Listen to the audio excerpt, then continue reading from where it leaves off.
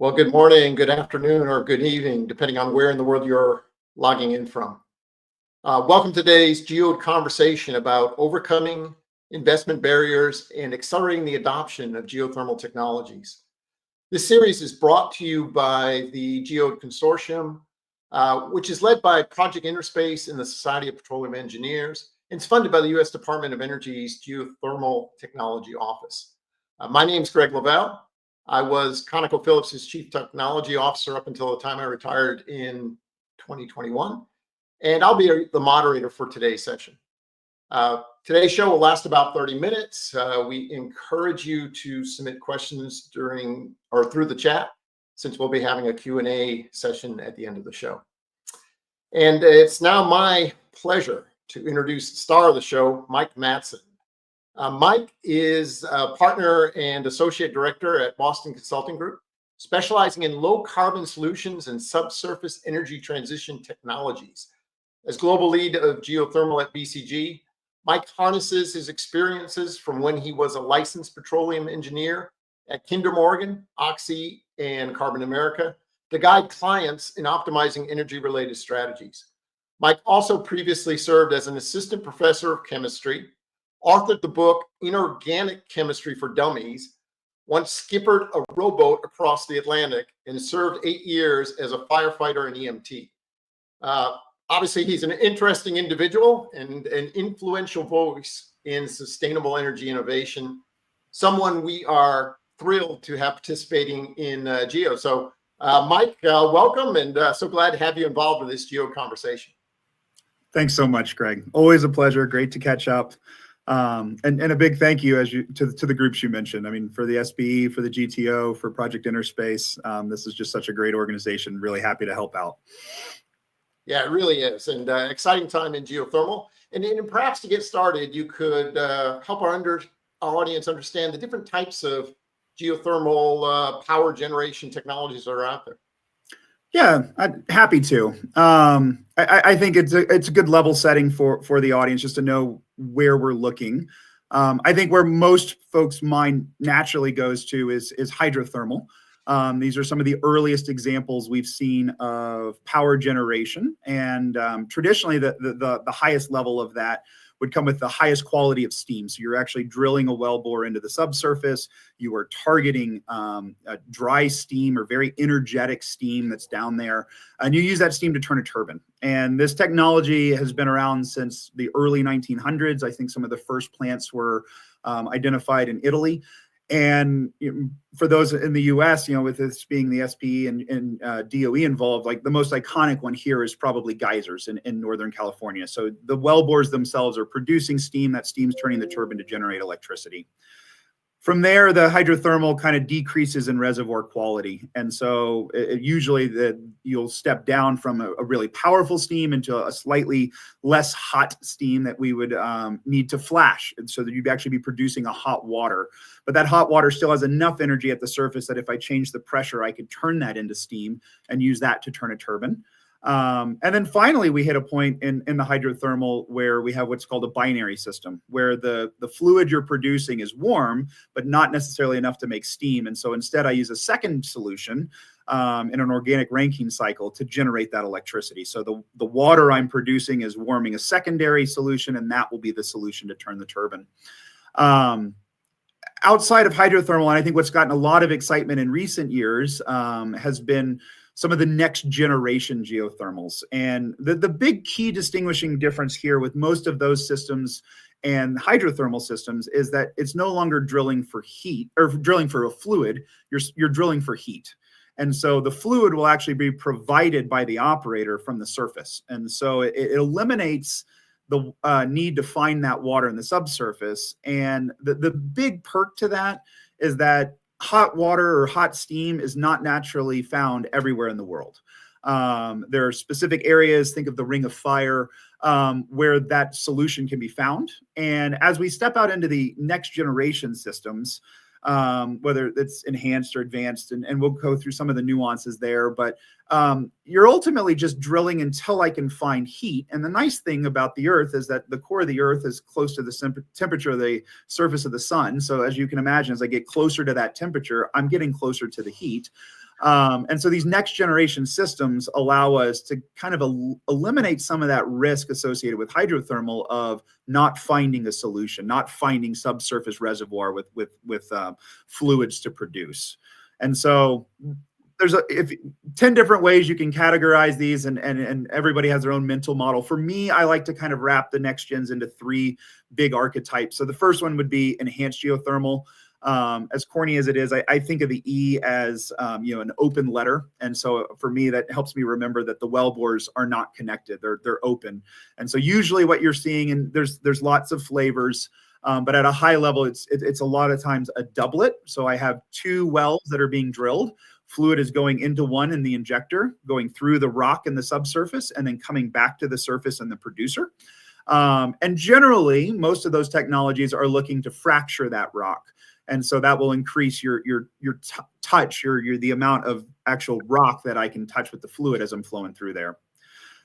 The second big category that we're seeing is the advanced geothermal systems. And I remember the A has a little hole in it, so it's a closed loop. And those systems are more fluid is coming in from the surface, curving around through the subsurface. Think of a radiator pipe that's kind of a closed pipe going in the ground and coming back to the surface. So one wellbore in is the same wellbore coming out.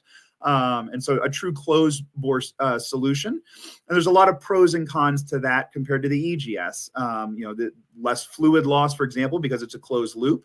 But very much a more technical and higher cost drill, as you can imagine, to kind of drill that subsurface well. The last archetype that we'll see out there is really on the super hot. And so that's when you drill to a temperature, usually it's defined at about 375 or 400 degrees Celsius. But what that temperature is important is that's the temperature where subsurface fluid becomes super critical. And at that phase, that fluid is incredibly dense and incredibly energetic, and there's a lot of power there. And so you can actually generate a lot more power from those wells. The downside there is you're drilling in very extreme conditions, so 300 degrees plus. And so that is a big challenge on the technology curve of us advancing to get to those wellbores. So that's kind of, again, a light flavor of what's out there. There's other systems as well, just to call them out, because sometimes they get conflated. There's geothermal heating and cooling systems. Those are usually shallow wells, not as closely aligned in your mind as, say, an oil and gas well. Those are more like water wells that'll be a couple hundred feet. And they're not actually generally pulling heat as much as they are exchanging heat with a heat pump on the surface. But those will also get roped into the geothermal spread as well. Yeah, so there's a lot of different ways to extract heat, convert it into energy. Great description there. The Society of Petroleum Engineers is involved in this GEODE effort. Maybe you could share a little bit of the background as to why petroleum engineers should be excited about geothermal. No, absolutely, Greg. I think for anybody who has ever visited a geothermal well site while it's being produced on the subsurface, if you were to show up there, be blindfolded, the blindfold removed, very few would be able to spot the differences on some of those locations between an oil and gas site and a geothermal site. So very much the same equipment, the same people involved, the same skill sets. And a lot of the same technology advancements are helping both of the industries advance. I see a lot of synergies with what the ultimate target is, right? Designing a safe wellbore to be able to interact with the subsurface and be able to inject and produce accordingly. That without further description on whether that's heat or whether that's oil and gas, it's the same critical core subsurface objectives. So very much aligned. And I think we're seeing a lot of advancements in the technology that's helping to advance those projects. Yeah. So, a lot of reasons why people in the oil and gas industry should be interested in geothermal. But the scale of the industries are vastly different. I mean, oil and gas drills tens of thousands of wells a year. Geothermal, a fraction of that. There just hasn't been as much investment. What do you see as some of the barriers to financial investment in geothermal? Yeah, I think what a lot of the barriers are right now, and some of the initial barriers were the high initial cost. I think that's probably the first thing that comes to mind. And there's two things that kind of underlie that. It's the high capex of developing the site, And then I think with hydrothermal specifically, and we're stepping into, the next gen, so we're seeing an evolution here. But there's historically been a very high resource risk. And so, when you're drilling for hydrothermal, you're actually targeting a subsurface fluid. Well, if you don't find that fluid and come up with a dry hole, to use oil and gas terminology, there's really not much power you can produce. And so, because of that, those wellbores and those projects will get abandoned, and that's a huge financial risk to investors on those projects. And it varies by location, but in some extremes, I mean, there are reported numbers of as high as 30 to 40% dry hole risk in some conventional hydrothermal. And as the technology advances and we're learning more on how to scout, of course, that is lowering. But that risk is actually getting mitigated a lot with some of the next gen generation, where that resource risk is a little bit not as analog. It's not as, yes, there's steam, or no, there isn't. Now it's, there is heat. Is it exactly where it needs to be? Is it a little higher, a little lower? And so that risk is coming down quite a bit. There's also some of the similar roadblocks that we see in oil and gas with regulatory concerns. In geothermal, there's some unique ones, and there's actually, here in the U.S., there's been a lot of work to try to alleviate those in the last couple of years. But historically, a single geothermal project has two effective permitting processes. There was a permitting process for the appraisal of the land itself, which would often trigger a NEPA review or understanding the environmental consequences. And oftentimes that would need to be replicated for the actual full project. And so we're learning how to debottleneck those regulations. I think there's also something to be said about the competition of geothermal on the grid, on just a price per megawatt hour, as how it compares.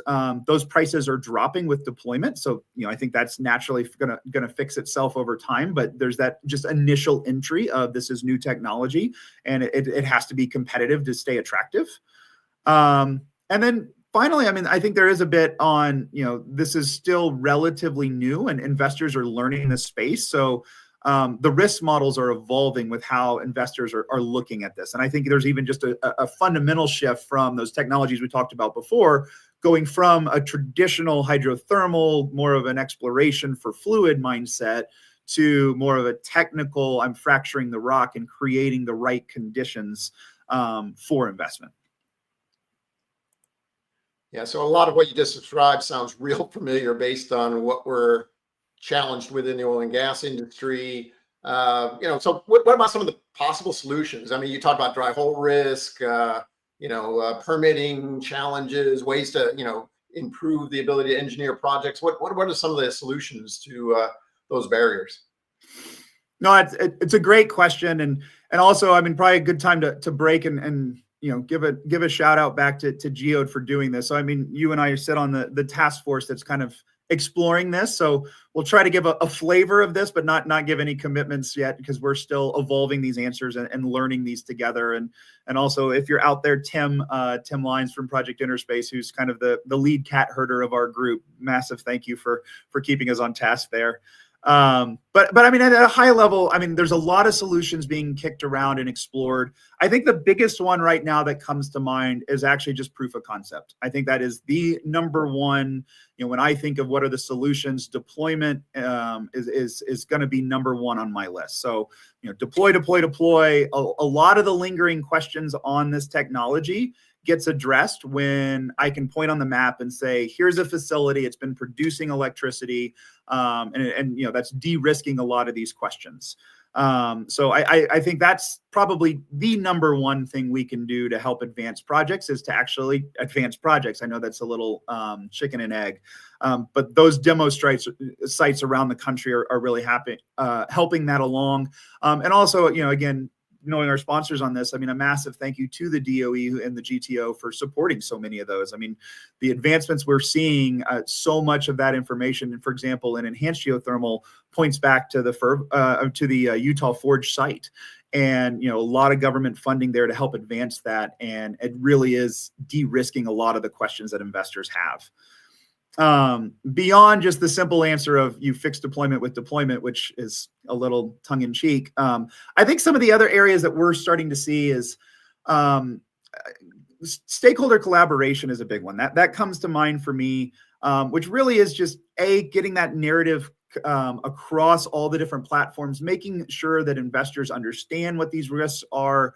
I'm clearly very bullish and optimistic on this, but there's still a fair level of risk that needs to be taken into consideration on these economic decisions. But a lot of the risks that are out there in some of the investors' minds and some of the financiers are sometimes outdated to an older technology. So I think there's a communication there and collaboration to bring the technology and the understanding of the subsurface de-risking to the financial community. I think there is also something to be said about the off-takers themselves. And, for anybody on the call that is, thank you. I think y'all are helping drive this industry significantly. And every time there's a signed PPA announcement, I think everybody in the geothermal world is smiling ear to ear. So, making sure that y'all have a seat at the table and are lining up the proper contracts to help support these projects. With the DOE involved and some of the government institutions, there's always policy support, and will not go into politics or anything on that regard, but at a high level, I mean, that's one of the nice things that I think we're seeing with geothermal is that it seems to be pretty bipartisan. And it's good for the country as a whole. It's good for the environment. It's helping security and helping big load power, helping on low carbon energy that we want to bring to the grid at a time where data centers are clamoring for electricity and we're seeing demands we haven't seen before. It should be a tool in the toolbox to help address that. So I think that's another big solution we're seeing. I think the other thing that is worth talking is some of the creative solutions that are out there. And that would be areas where, there's risk pooling, or market incentives that are being created, creative PPAs, as I mentioned before, like how can we help bring some of those energy off-takers into these projects, say, for example, at an earlier launch point, bring capital in to help the project developers actually get these projects underway with a stronger PPA to ensure that there's success on the backside. And so how do we bring that risk and distribute that across that consortium of players? I'd say that's likely where we're seeing a lot of the exploration within our group that you and I work on, Greg. And it seems very promising to me. Like I feel like that is going to be one of the critical unlocks is figuring out how we set up these consortium of players to really bring that risk as low as possible to everybody involved so we can start deployment. Yeah, very promising, very exciting. I know from conversations you and I have had that, both of us really thrilled to have found kind of the geothermal space. I think we make a big difference in it. But when you stand back and look at it, why do we really need this geothermal energy? I mean, there's enormous amounts of solar energy, wind. I mean, you look at the renewable space. There's lots of other things out there that are being pursued. Why geothermal? No, it's a great question, and I think what geothermal offers is it offers unique to the renewables that you just mentioned. I think what it offers alongside being a low carbon solution is it offers baseload power. And I think right now with some of the grid instability issues that we're facing, the iconic duck curve for those that are familiar, which is, the power demand doesn't exactly line up when power is typically produced with wind and solar. Not everybody's turning on their AC units exactly when the sun's at its peak, so to speak. Filling that gap between when power is produced and when power is needed has been frustrating on the grid. And there's a lot of solutions out there to address it. There's energy storage and things of that nature, but they come at a cost. And I think one of the nice perks about geothermal is that it is allowing that baseload energy to be provided to the grid. It's cost competitive and it's coming down that grid. We're seeing numbers now on expected drilling costs for these EGS projects that are well ahead of schedule for projections. Which is super exciting. One of the projects that probably a lot on the call have heard of in Utah with a company called Fervo, some of their preliminary numbers are showing drilling costs down, sub 2035 expectations. So we're really getting that cost competitiveness and dropping expected costs. So that's an area where I think it'll be competitive. It has all the environmental benefits of low carbon power, which is really great. There's not in most cases any CO2 really related with the production. So because of that, it's addressing kind of the environmental concern of how do I bring more power to the grid without increasing my CO2 release. And I think coupled in that is energy security.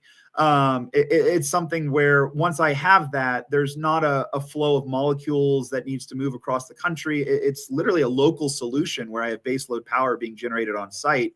And so that's helping. We're seeing high level, we're seeing a lot of diversification.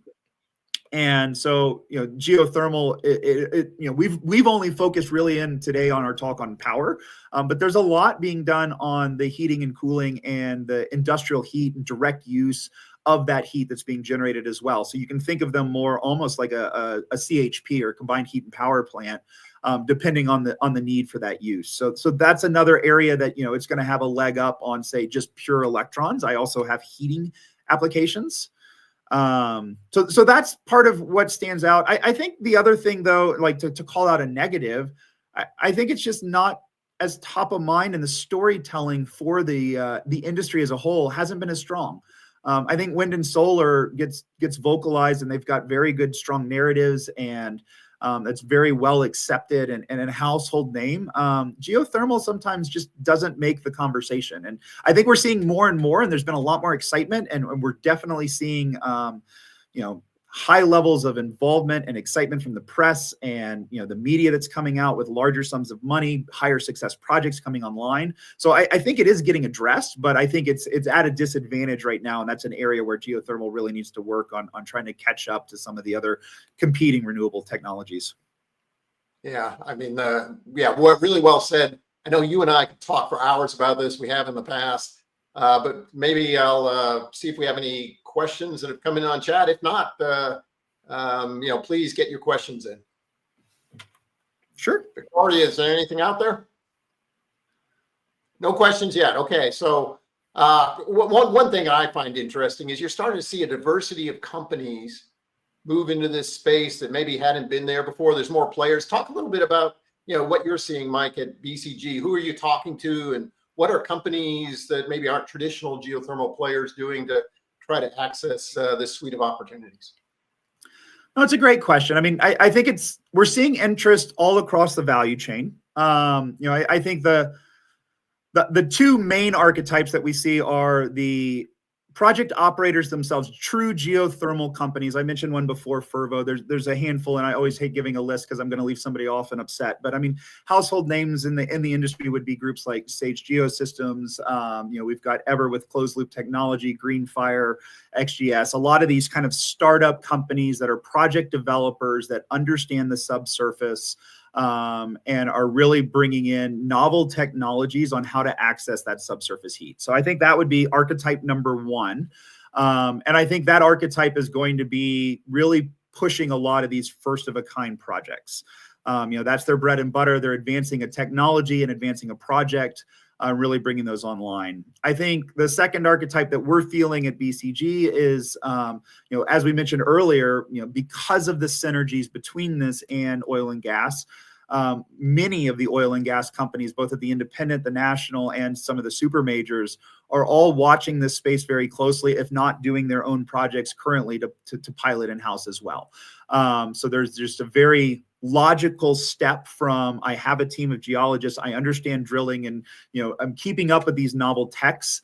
And I think the other thing to call out, earlier we talked a little bit about where those synergies are. We're seeing a lot of the drilling advancements that came from the fracking and understanding unconventional reservoirs. Those technology advancements are carrying over very nicely into geothermal. So, for example, some of the subsurface data that we can get from monitoring is excellent for a geothermal play, where I really need to understand, like, what's my temperature flow, where is everything going in the subsurface. The advancements we're making in that level of data that came from understanding unconventionals is carrying over very nicely. So we're seeing a lot of synergies there. I think beyond those two archetypes, we've mentioned some of the stakeholders, but we're seeing some of the philanthropics that see this as a really strong area to help advance clean energy. We're seeing this in our investor space for folks that are recognizing this as a growing industry, and there's billions of dollars to be invested to keep advancing this. We're seeing also a very high level of involvement with our client set at the government level and trying to understand how this fits into a national policy and how do I bring in secure baseload power onto my grid to help a nation. And so really kind of widespread clients that are looking at that. I think the last thing, and again, final shout out, because I think they're just so important, is the energy off-takers. And I think every time we can bring in another utility or another hyperscaler, somebody that has an interest for baseload power that is really strongly pushing, I want a low carbon solution around the clock. That's really advancing as well. Yeah.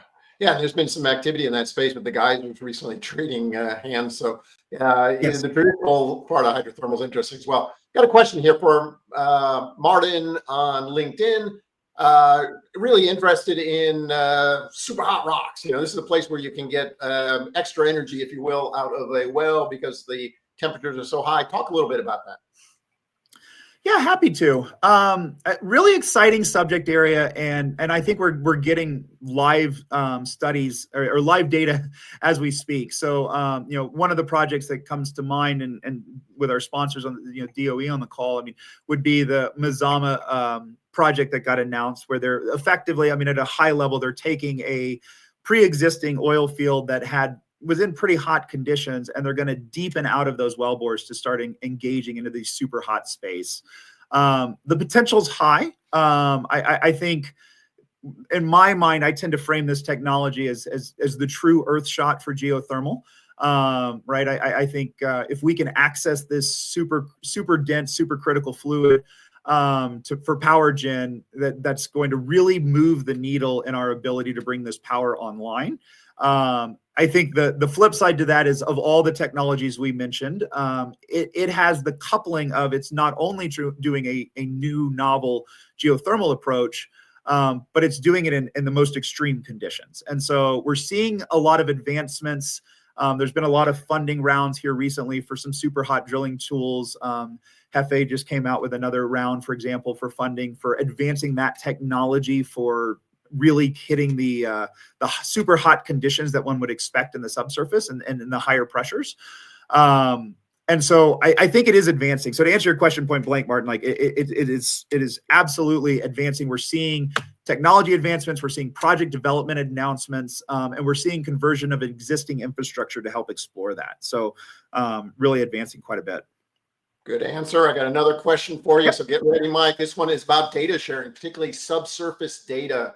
What can be done to share more of that information so that, everyone can kind of progress their knowledge and improve the economics of geothermal energy? No, it's a great question, and one we get brought to our table at BCG quite a bit, which is, stepping into a new area. We've never done geothermal here before. Can we even do it? Right? How do I appraise this area? There is quite a bit of work going on in this area. But first of all, to our sponsors at Project Interspace, they have been doing a lot of this data aggregation and have tools online that are top notch to go out and do precursory looks at what public data sets are out there. How can I actually appraise at a high level and call it a pre-feed level study of what is the heat expectation that's out there. There are companies that are aggregating the data, such as Zanskar and some of the others that are using like an AI/machine learning approach. So they're taking public data sets of, a lot of times even something as simple as a temperature log, which anybody in oil and gas, is going to be very familiar. Just a dip-in test where I'm getting the temperature profile as I'm going down the wellbore. And how do I use that across a wide area and try to interpolate between the points, right? And so we're getting and advancing those technologies. And then I think finally, there's also right now, because this is exciting, there's also some proprietary natures that are getting developed as people are trying to lay claim to land that they think will be very valuable projects. And so there's also some in-house development on that. So I'd say publicly, there's the databases, like I mentioned, that are aggregating and getting pulled into public data sources. That'll advance for the high level. And then I think internal to a lot of these companies, there's a lot of proprietary development on how can we understand the subsurface. Yeah, great answer. We got time for one more. This is from Arena. Okay.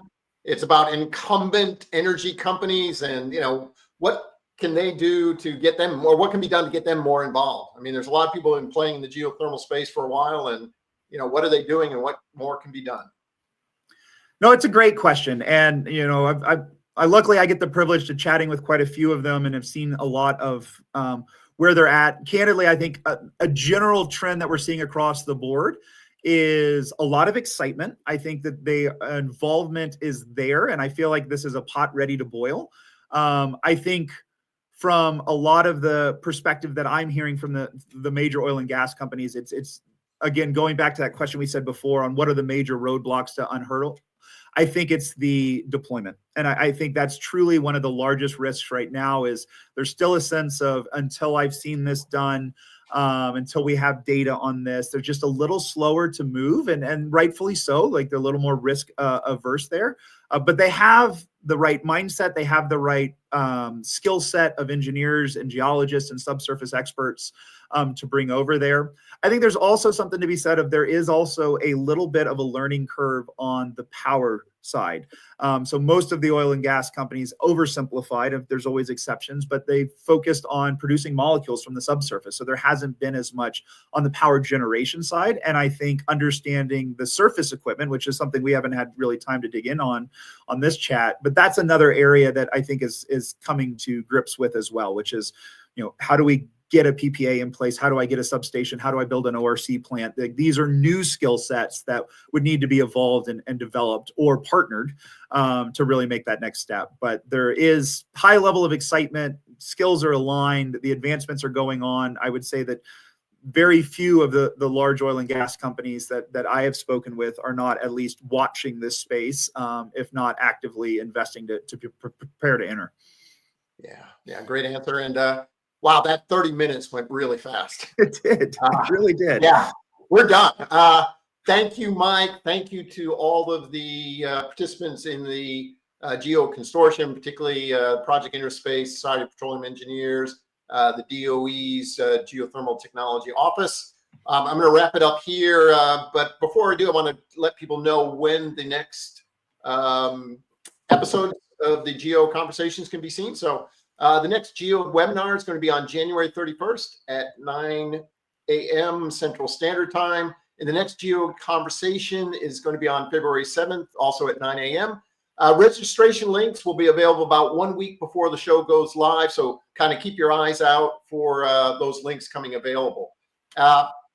Final thing here, I'd like to pull up the slide here, which shows where you can get more information about the GEODE consortium if you are interested in kind of digging a bit deeper and learning all the exciting things going on.